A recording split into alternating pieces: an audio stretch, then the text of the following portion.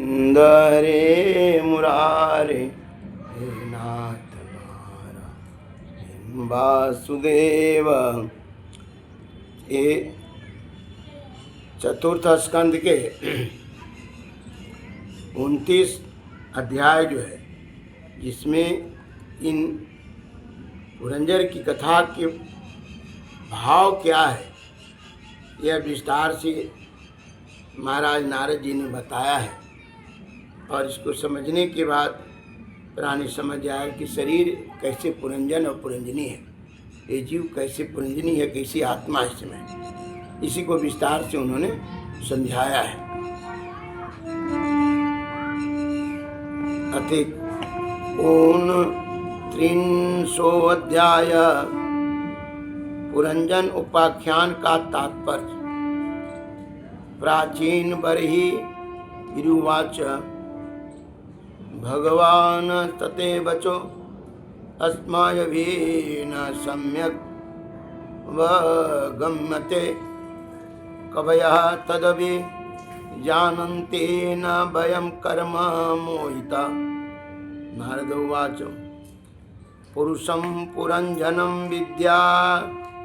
विद्यादयात् व्यान् कत्यात्मानं पुरम् एकद विचित्र तुष्पादं बहुपाद पादं पादकं यो अभिज्ञात रत तस्य पुरुषस्य सखेश्वरः यन्न विज्ञायते पुंभीनाम्भिर्वा क्रिया अनुगये यदा जिघ्रेक्षण पुरुषः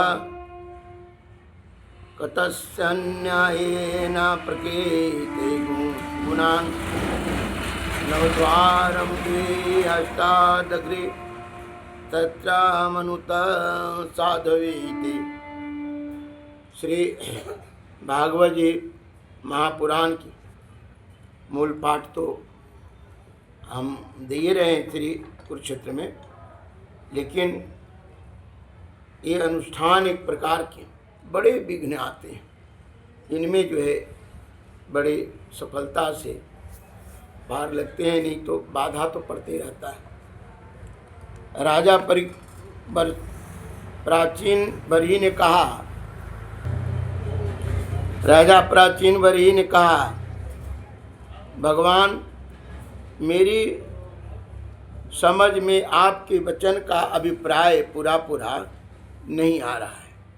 विवेकी पुरुष ही इनका तात्पर्य समझ सकते हैं, हम कर्म मोहित जीव नहीं। श्रीनाथ जी ने कहा राजन, पुरंजन नगर निर्माता जीव है, जो अपने लिए 1, 2, 3, 4 अथवा बहुत पैरों वाला या बिना पैर वाला शरीर रूप पूर्व तैयार कर लेता है।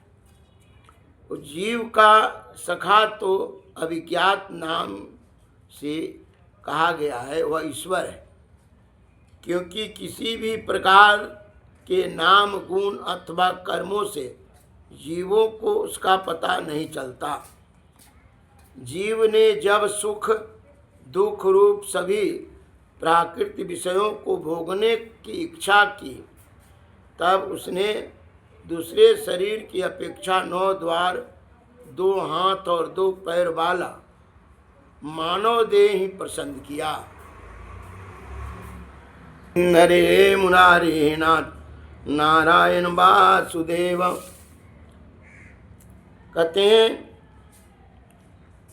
इस प्रकार जो है बुद्धि अथवा अविद्या को ही तुम पुरंजनी नाम की स्त्री जानो। इसी के कारण देह और इंद्रिय आदि में मैं मेरेपन का भाव उत्पन्न होता है, और पुरुष इसी का मेरेपन का भाव उत्पन्न होता है, और पुरुष इसी का आश्रय लेकर शरीर में इंद्रियों द्वारा विषयों को भोगता है। 10 इंद्रियां ही इनके मित्र हैं,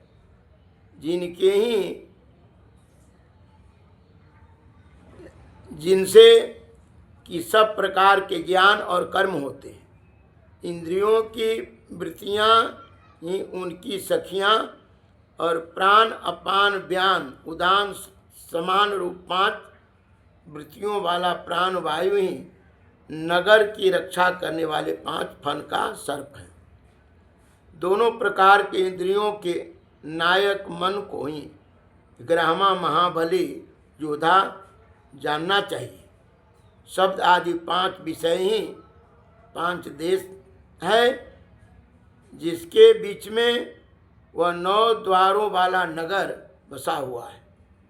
उस नगर में जो एक एक स्थान पर 2-2 द्वार बतलाए गए हैं, वे 2-2 नेत्र गोलक, 2 नासा छिद्र और 2 कर्ण छिद्र हैं। इनके 7 मुख, लिंग और गुदा, ये 3 और मिलाकर के कुल 9 द्वार हैं।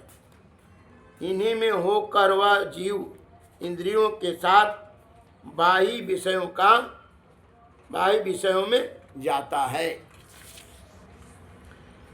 इसमें 2 नेत्र गोलक, 2 नासा छिद्र और 1 मुख, ये 5 पूर्व के द्वार हैं। दाहिने कान को दक्षिण का और बाएं कान को उत्तर का द्वार समझना चाहिए। गुदा और लिंग नीचे के 2 छिद्र पश्चिम के द्वार हैं। खदोता और अभिमुखी नाम के 2-2 द्वार एक स्थान पर बतलाए थे।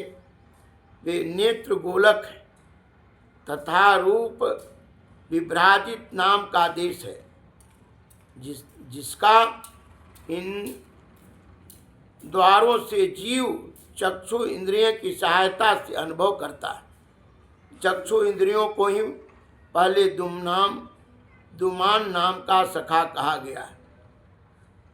दोनों नासा छिद्र ही नलिनी और नालिनी नाम के द्वार है और नासिका का विषय गंध ही सौरभ देश है तथा घ्राण इंद्रिय अवधूत नाम का मित्र है। मुख नाम का द्वार है। इसमें रहने वाला बाघ इंद्रिय विपन है और रस इंद्रिय रसविद रसक नाम का मित्र है। वाणी का व्यापार अपार है। वाणी का व्यापार आपन है और तरह तरह का अन्न बहुधन है तथा दाहिना कान पितृ और बायां कान देवु कहा गया है।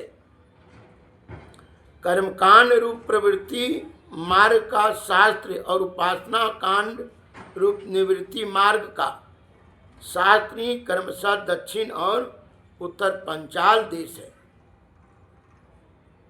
इन्हें सर्व इंद्रिय रूप श्रुतधर की सहायता से सुनकर जीव क्रमशः पितृयन और देवान मार्ग में जाता है। लिंग ही आश्रय नाम का पश्चिमी द्वार है। स्त्री प्रसंग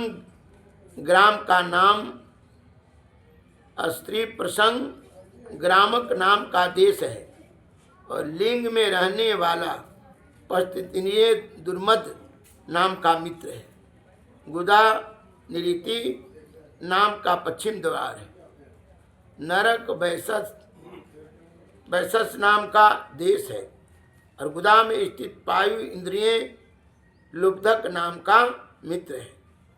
इनके सिवा 2 पुरुष अंधे बहरे गए थे। इनके सिवा 2 पुरुष अंधे बताए गए थे। उनका रहस्य भी सुनो। वे हाथ और पांव इनकी सहायता जीव क्रमशः सब काम करता है। जहाँ तहाँ जाता है। हृदय अंतःपुर है। उसमें रहने वाला मन ही विसूचिन नाम का प्रधान सेवक है। जीव इस मन के सत्व आदि गुणों के कारण ही प्रसन्नता हर्ष रूप विकार अथवा मोह को प्राप्त होता है। बुद्धि राजमहिषी पुरंजनी जिस प्रकार के स्वप्न अवस्था में विकार को प्राप्त होती है, और जागृत अवस्था में इंद्रियां आदि को विकृत करती है, उसके गुणों से लिप्त होकर आत्मा भी उसी रूप में उसकी प्रवृत्ति का अनुकरण करने को बाध्य हो जाती है। यद्यपि वस्तुतः वह उनका निर्विकार साक्षी मात्र ही है, शरीर ही रथ है। इसमें ज्ञान इंद्रियां रूप 5 घोड़े जुते हुए, देखने में संवत्सर रूप काल के समान ही उसका अप्रतिहत वेग है। वास्तव में वह गतिहीन है।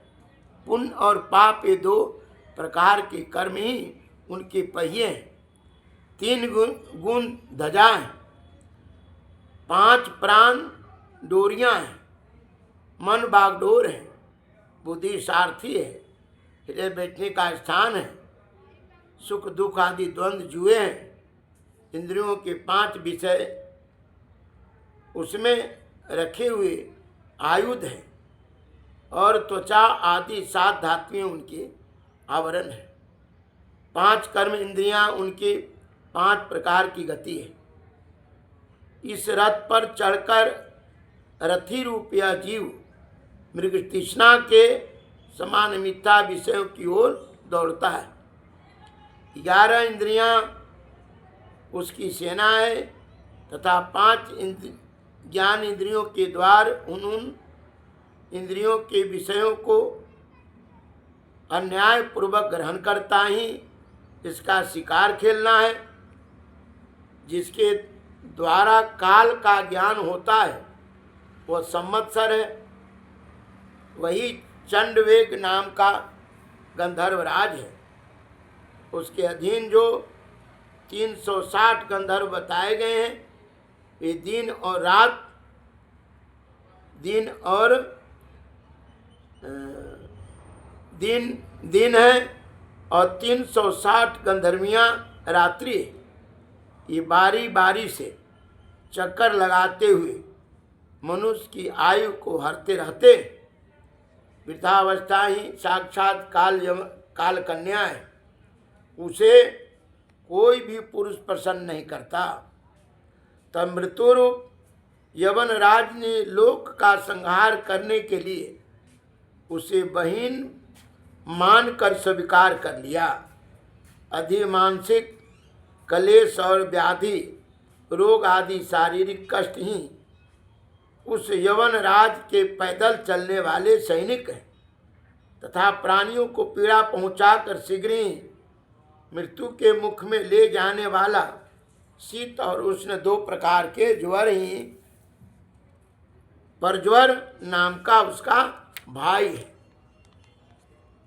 इस प्रकार यह देह अभिमानी जीव अज्ञान से आच्छादित होकर अनेक प्रकार के अधिभौतिक आध्यात्मिक और अधिदैविक कष्ट भोगता हुआ 100 वर्ष तक मनुष्य शरीर में पड़ा रहता है। वस्तुतः तो वह निर्गुण है, किंतु प्राण इंद्रिय और मन के धर्मों को अपने में आरोपित कर मेरेपन के अभिमान से बंध कर क्षुद्र विषयों का चिंतन करता हुआ वह तरह तरह के कर्म करता रहता है। यह यद्यपि स्वयं प्रकाश है, यद्यपि जब तक सबके परम गुरु आत्मस्वरूप श्री भगवान के स्वरूप को नहीं जानता, तब तक प्रकृति के गुणों में ही बंधा रहता है। उन गुणों का अभिमानी होने से यह विवश होकर सात्विक राजस और तामस कर्म करता है तथा उन कर्मों के अनुसार भिन्न भिन्न योनियों में जन्म लेता है। वह कभी तो सात्विक कर्मों के द्वारा प्रकाश बहुल स्वर्ग आदि लोक प्राप्त करता है, कभी राजसी कर्मों के द्वारा दुखमय रजोगुणी लोकों में जाता है। जहाँ उसे तरह तरह के कर्मों का क्लेश उठाना पड़ता है और कभी तमोगुनी कर्मों के द्वारा शोक बहुल तमोमय योनि में जन्म लेता है। इस प्रकार अपने कर्म और गुणों के अनुसार देव योनि, मनुष्य योनि अथवा पशु पक्षी योनियों में जन्म लेकर वह अज्ञान अंध जीव कभी पुरुष कभी स्त्री और कभी नपुंसक होता है। जिस प्रकार बेचारा मुख्य नारायण वासुदेव श्री कृष्ण उन गुणों का अभिमानी होने से वह विवश होकर सात्विक, राजस और तामस कर्म करता है तथा उन कर्मों के अनुसार भिन्न भिन्न योनियों में जन्म लेता है। वह कभी तो सात्विक कर्मों के द्वारा प्रकाश बहुल स्वर्ग आदि लोक को प्राप्त करता है, कभी राजसी कर्म के द्वारा दुखमय रजोगुनी लोकों को जाता है, जहाँ उसे तरह तरह के कर्मों का क्लेश उठाना पड़ता है, तो कभी तमोगुनी कर्मों के द्वारा शोक बहुल तमोगुनी योनि में जन्म लेना पड़ता है। इस प्रकार अपने कर्म और गुणों के अनुसार देव योनि, मनुष्य योनि अथवा पशु पक्षियों में जन्म लेकर अज्ञान बंद जीव कभी पुरुष कभी स्त्री और कभी नपुंसक होता है। जिस प्रकार बेचारा भूख से व्याकुल कुत्ता दर दर भटकता हुआ अपने प्रारब्ध अनुसार कहीं डंडा खाता है और कहीं भात खाता है, उसी प्रकार यह जीव चित्त में नाना प्रकार के वासनाओं को लेकर ऊंचे नीचे मार्ग से ऊपर नीचे अथवा मध्य के लोक में भटकता हुआ अपने कर्म अनुसार सुख दुख भोगता रहता है। आधि दैविक, आधि भौतिक और आध्यात्मिक इन तीन प्रकार के दुखों में से किसी भी एक से जीव का सर्वथा छुटकारा नहीं हो सकता। यदि कभी वैसा जान पड़ता है तो वह केवल तत्कालीन निवृत्ति ही है। श्री कृष्ण गोविंद हरे मुरारे नाथ नारायण वासुदेव। वैसे ही है जैसे कोई सिर पर भारी बोझा ढो कर ले जाने वाला पुरुष उसे कंधे पर रख ले, इसी तरह सभी प्रतिक्रिया दुख निवृत्त जाननी चाहिए। यदि किसी उपाय से मनुष्य एक प्रकार से दुख से छुट्टी पाता है तो दूसरा दुख आकर उसके सिर पर सवार हो जाता है। शुद्ध हृदय नरेंद्र, जिस प्रकार स्वप्न में होने वाला स्वप्न अंतर उस स्वप्न से सर्वथा छूटने का उपाय नहीं है, उसी प्रकार कर्म फल भोग से सर्वथा छूटने का उपाय केवल कर्म नहीं है कि कर्म नहीं हो सकता, क्योंकि कर्म और कर्म फल भोग दोनों ही अविद्या युक्त होते। जिस प्रकार स्वप्न अवस्था में अपने मनोमय लिंग शरीर से विचरने वाला प्राणी को स्वप्न के पदार्थ न होने पर भी भासते हैं, उसी प्रकार ये दृश्यवर पदार्थ वस्तुतः न होने पर भी जब तक अज्ञान निद्रा नहीं टूटती बने ही रहते हैं और जीव को जन्म मरण रूप संसार से मुक्त नहीं मिलती। अतः इनकी अत्यांतिक निवृत्ति का उपाय एकमात्र आत्मज्ञान ही है। राजन, जिस अविद्या के कारण परमार्थ स्वरूप आत्मा को यह जन्म मरण रूप अनर्थ परंपरा प्राप्त हुई है, उसकी निवृत्ति गुरु स्वरूप श्रीहरि में ही सुदृढ़ एकाग्रता पूर्वक सम्यक प्रकार से किया हुआ भक्ति भाव, ज्ञान और वैराग का आविर्भाव कर देता है। राजर से यह भक्ति भाव भगवान की कथाओं के आश्रित रहता है, इसलिए जो श्रद्धापूर्वक उन्हें प्रतिदिन सुनता है या पढ़ता है उसे बहुत शीघ्र इसकी प्राप्ति हो जाती है। राजन, जहाँ भगवत गुण की गुणों को करने और सुनने में तत्पर विशुद्ध चित्त भक्तजन रहते हैं, उस साधु समाज में सब ओर से महापुरुषों के मुख से निकले हुए श्री मधुसूदन भगवान के चरित्र रूप शुद्ध अमृत की अनेकों नदियां बहती रहती। जो लोग अतृप्त चित्त से श्रवण में तत्पर अपने कर्णकुरों द्वारा उस अमृत का छक कर पान करते हैं, उन्हें भूख प्यास भय शोक और मोह आदि कुछ भी बाधा नहीं पहुंचा सकते। श्री कृष्ण गोविंद हरे मुरारी हे नाथ नारायण वासुदेव। हाय स्वभाव तब प्रातः होने वाले इन क्षुधा पिपासा आदि विघ्नों से सदा घिरा हुआ जीव समुदाय श्री हरि के कथा अमृत सिंधु से प्रेम नहीं करता। साक्षात प्रजापतियों के पति ब्रह्मा जी, भगवान शंकर, शंभु, मनु, दक्ष आदि प्रजापतिगण, सनक आदि नैष्ठिक ब्रह्मचारी, मरीचि, अत्रि, अंगिरा, पुलस, पुलाकृतो, भृगु, वशिष्ठ और मैं, ये जितने ब्रह्मवादी मुनिगण हैं, समस्त ब्रह्मांड में के अधिपति होने पर भी तप, उपासना और समाधि के द्वारा ढूंढ ढूंढ कर हार गए। फिर भी उस सर्वसाक्षी परमेश्वर को आज तक न देख सके। वेद ही अत्यंत विस्तृत हैं, उसका पार पाना हंसी खेल नहीं है। अनेकों महानुभाव उसकी आलोचना करके मंत्रों में बताई हुई वज्र, हस्त, त्व आदि गुणों से युक्त इंद्र आदि देवताओं के रूप में भिन्न भिन्न कर्मों के द्वारा यद्यपि उस परमात्मा का ही यजन करते हैं, तथापि उसके स्वरूप को वे भी नहीं जानते। हृदय में बार बार चिंतन किए जाने पर भगवान जिस समय जिस जीव पर कृपा करते हैं, उसी समय वह लौकिक व्यवहार एवं वैदिक कर्म मार्ग की बद्ध मूल अवस्था से छुट्टी पा जाता है। बरहिस्मन, तुम मन कर्मों में परमार्थ बुद्धि मत करो, ये सुनने में ही प्रिय जान पड़ते हैं, परमार्थ का तो स्पर्श भी नहीं करते। ये जो परमार्थवत दिख पड़ते हैं, इसमें केवल अज्ञान ही कारण है। जो मलिन मति कर्मवादी लोग वेद को कर्म परक बताते हैं, ये वास्तव में उसका मर्म नहीं जानते।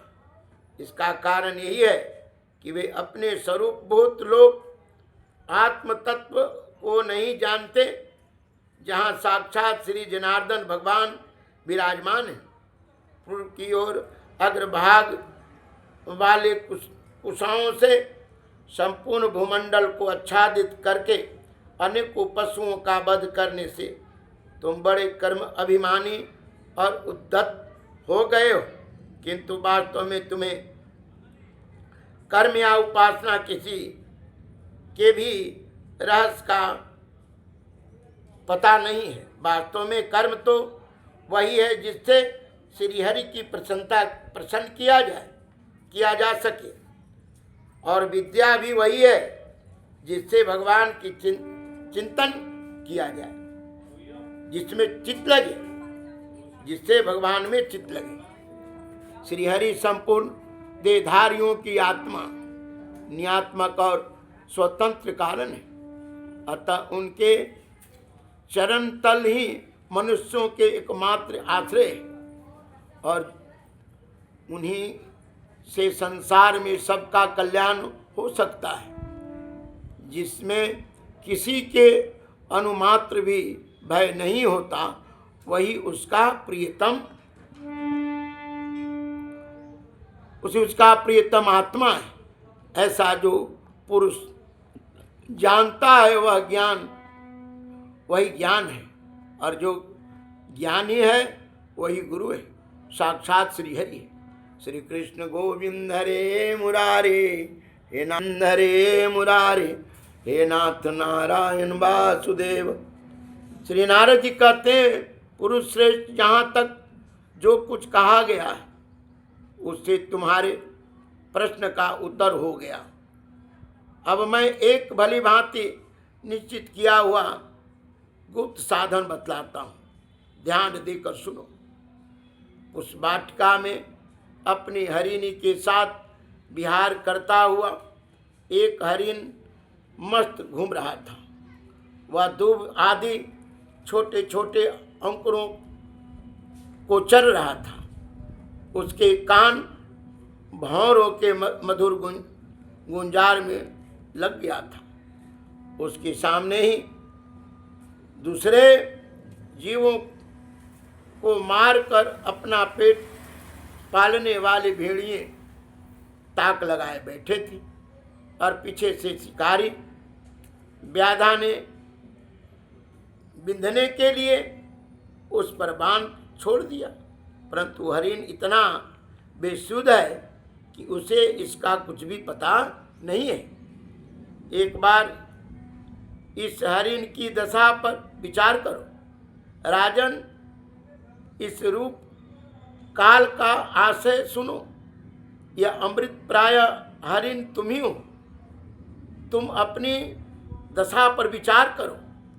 पुष्पों की तरह यह स्त्रियां केवल दिखने में ही सुंदर है।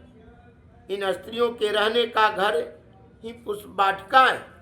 इसमें रहकर तुम पुष्पों के मधु और गंध के समान क्षुद्र सकाम कर्मों के हरे मुरारे हे नाथ नारायण बात। राजन, इस रूप का आशय सुनो। ये अमृत प्राय हरिण तुम ही हो और तुम अपनी दशा पर विचार करो। पुष्पों की तरह ये स्त्रियां केवल देखने में ही सुंदर है। इन स्त्रियों के रहने का घर ही पुष्प वाटिका है। इसमें रहकर तुम पुष्पों को मधु और गंध के समान क्षुद्र सकाम कर्मों के फल रूप जीव और जन इंद्रियों के प्रिय लगने वाले भोजन तथा स्त्री संग आदि तुच्छ भोगों को ढूंढ रहे हो। स्त्रियों से घिरे रहते हो और अपने मन को तुमने उन्हीं में फैला रखा है। स्त्री पुत्रों का मधुर भाषण ही भौरों का मधुर गुंजार है। तुम्हारे कान उसी में अत्यंत आसक्त हो रहे हैं।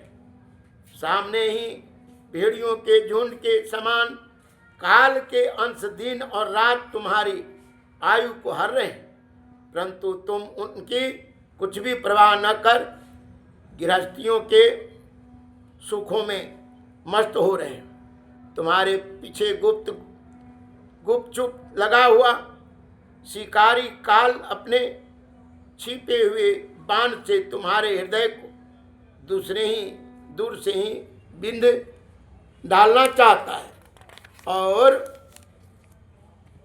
इस प्रकार अपने को मृग की सी स्थिति में देखकर तुम अपने चित्त को हृदय के भीतर निरुद्ध करो और नदी की भांति प्रवाहित होने पर श्रवण इंद्रिय बाह्य प्रवृत्ति को चित्त में स्थापित करो, अंतर्मुख करो।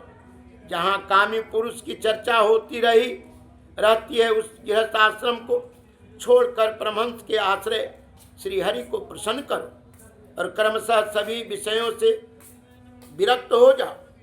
राजन, प्राचीन वरी कहा, भगवान आपने कृपा करके मुझे जो उपदेश किया है, श्री कृष्ण गोविंद हरे मुरारे हे नाथ नारायण वासुदेव। श्री कृष्ण गोविंद हरे मुरारे हे नाथ नारायण वासुदेव। भगवान कहा कि राजा प्राचीन बैरी ने कहा, भगवान आपने कृपा करके मुझे जो उपदेश दिया है उसे मैंने सुना और उस पर विशेष रूप से विचार भी किया। मुझे कर्म का उपदेश देने वाले इन आचार्यों को निश्चय ही इसका ज्ञान नहीं है। यदि ये इस विषयों का जानते तो मुझे इसका उपदेश क्यों करते। विप्रवर, मेरे उपाध्यायों ने आत्म तत्व से विषय में मेरे हृदय में जो महान संशय खड़ा कर दिया है उसे आपने पूरी तरह से काट दिया है। इस विषय में इंद्रियों की गति न होने के कारण मंत्र दृष्टा ऋषियों को भी मोह हो जाता है। वेदवादियों का कथन जगह जगह पर सुना जाता है कि पुरुष इस लोक में जिसके द्वारा कर्म करता है उस स्थूल शरीर को यहीं छोड़कर परलोक में कर्मों से ही बने हुए दूसरी देह से उसका फल भोगता है। किंतु यह बात कैसे हो सकती है, क्योंकि उन कर्मों का कर्ता स्थूल शरीर तो यही नष्ट हो जाता। इसके सिवा जो कर्म यहाँ किए जाते हैं वे तो दूसरे ही क्षण में अदृश्य हो जाते। वे परलोक में फल देने के लिए किस प्रकार पुनः प्रकट हो सकते हैं। श्री नारद जी ने कहा, राजन, स्थूल शरीर तो लिंग शरीर के अधीन है, अतः कर्म का उत्तरदायित्व उसी पर है। जिस मन प्रधान लिंग शरीर को सहायता से मनुष्य कर्म करता है वह तो मरने के बाद भी उसके साथ ही रहता है, अतः वह परलोक में अपरोक्ष रूप से स्वयं उसी के द्वारा उसका फल भोगता है। स्वप्नावस्था में मनुष्य जिस जीवित शरीर अभिमान तो जीवित शरीर का अभिमान तो छोड़ देता है, किंतु इसी के समान अथवा इससे भिन्न प्रकार के पशु पक्षी आदि शरीर से वह मन में संस्कार रूप से स्थित कर्मों का फल भोगता रहता है। श्री कृष्ण गोविंद हरे मुरारे नाथ नारायण बासु। इस मन के द्वारा जीव जिन स्त्री पुत्रों को ये मेरे हैं और देह आदि को यह मैं हूँ ऐसा कहकर मानता है, उनके किए हुए पाप पुण्य आदि रूप कर्मों को भी यह अपने ऊपर ले लेता है और उनके कारण उसी व्यर्थ ही उनके कारण इसे व्यर्थ ही फिर जन्म लेने पड़ते। जिस प्रकार ज्ञान इंद्रिय और कर्म इंद्रिय दोनों की चेष्टाओं से उनके प्रेरक चित्त का अनुमान किया जाता है, उसी प्रकार चित्त की भिन्न भिन्न प्रकार की वृत्तियों से पूर्व जन्म के कर्मों का भी अनुमान होता है। अतः कर्म अदृष्ट रूप से फल देने के लिए कालांतर में मौजूद रहते हैं। कभी कभी देखा जाता है कि जिस वस्तु का इस शरीर से कोई भी अनुभव नहीं किया गया, जिसे न कभी देखा गया न सुना गया, उसका स्वप्न में वह जैसी होती है वैसे ही अनुभव करता है। राजन, तुम निश्चय मानो कि लिंग देह के अभिमानी जीव को उसका अनुभव पुनर्जन्म में हो चुका है, क्योंकि जो वस्तु पहले अनुभव की हुई नहीं होती उसकी मन में वासना भी नहीं हो सकती।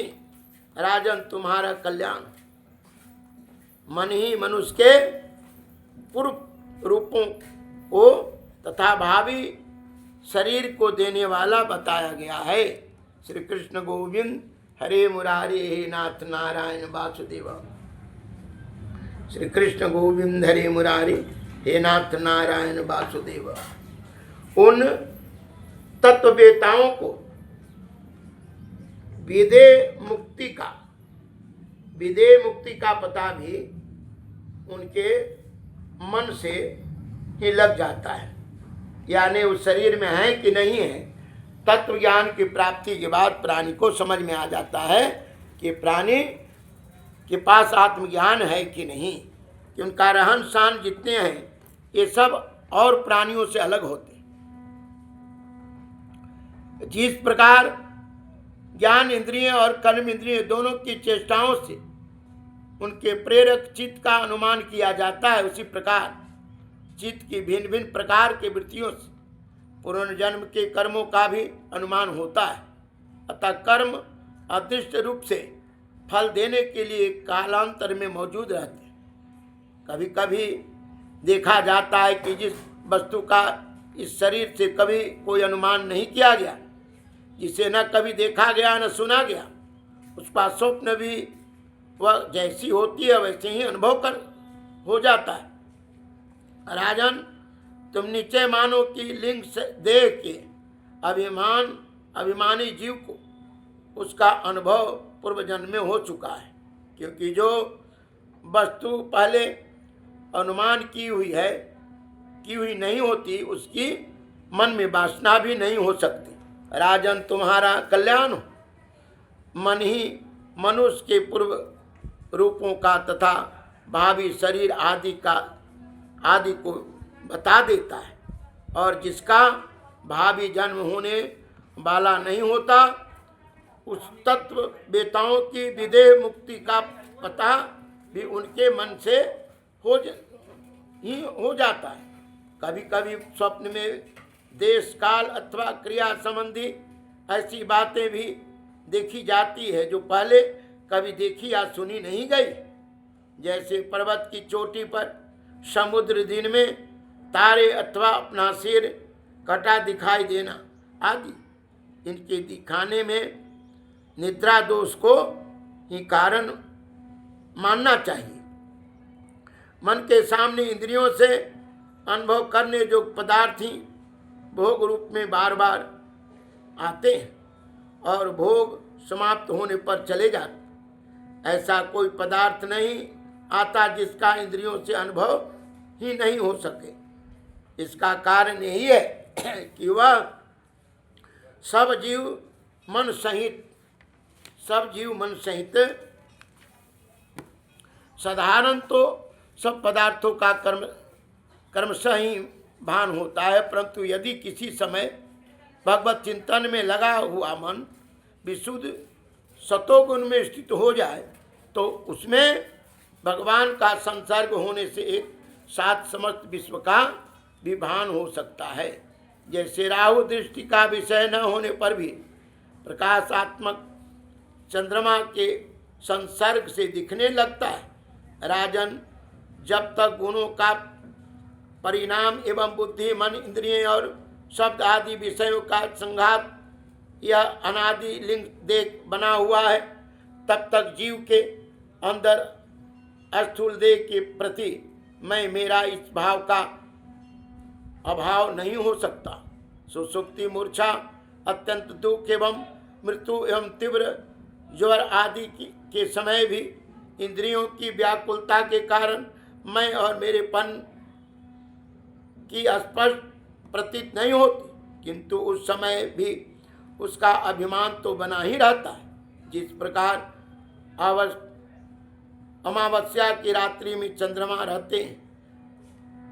रहते हुए भी दिखाई नहीं देता, उसी प्रकार युवावस्था में भी स्पष्ट प्रतीत होने वाला यह एकादश इंद्रियां विशेष लिंग शरीर गर्भावस्था और बालावस्था में रहते हुए भी इंद्रियों का पूर्व विकार न होने के कारण प्रतीत नहीं होता। जिस प्रकार स्वप्न में किसी वस्तु का अस्तित्व न होने पर भी जागे बिना स्वप्न जनित अनर्थ की निवृत्ति नहीं होती, उसी प्रकार सांसारिक वस्तुएं यद्यपि असत्य है तो भी अविद्या बस जीव उसका जीवन चिंतन करता रहता है, इसलिए उसका जन्म मरण संसार से छुटकारा नहीं हो पाता।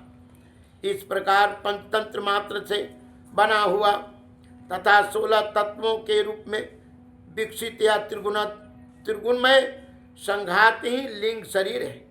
ये चेतना शक्ति से युक्त होकर जीव कहा जाता है। इसी के द्वारा पुरुष भिन्न भिन्न देहों को ग्रहण करता है और त्यागता है तथा इसी से उसे हर सुख, भय, दुख और सुख आदि का अनुभव होता है। जिस प्रकार जोंक जब तक दूसरे तीर को नहीं पकड़ लेती तब तक पहले को नहीं छोड़ती, उसी प्रकार जीव मरण काल उपस्थित होने पर भी जब तक देह आरंभ का कर्मों की समाप्ति होने पर दूसरा शरीर प्राप्त नहीं हो ले लेता, तब तक पहले शरीर के अभिमान को नहीं छोड़ता। राजन, यह मन प्रधान लिंग शरीर ही जीव के जन्म आदि का कारण है।